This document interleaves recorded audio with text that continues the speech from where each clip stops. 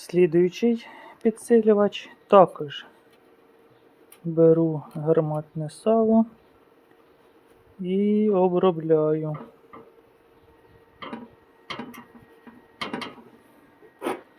Мені також інколи здається, що треба зав'язувати із цим всім,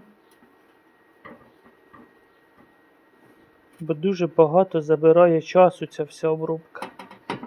Але потім подумаю про те, що це гарна можливість зберегти довго желізо оце.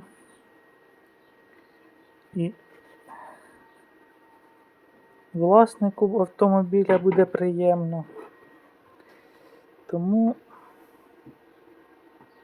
обробляю. Треба і в камеру дивитися, і мазюкати його. Загалом ви зрозуміли.